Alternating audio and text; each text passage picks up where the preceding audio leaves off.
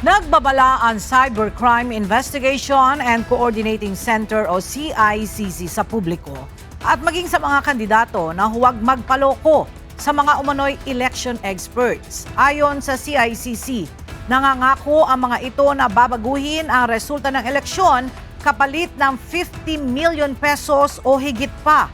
Sinabi ni CICC Director Alexander Ramos na masyadong komplikado ang 2025 elections at pinabulaanan ng claim na madali umanong ma-hack ang automated election system.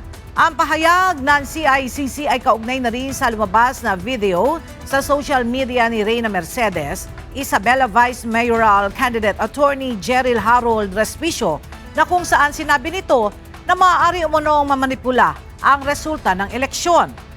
Ang Commission on Elections naman ay sinampahan na ng kaukulang reklamo ang naturang abogado.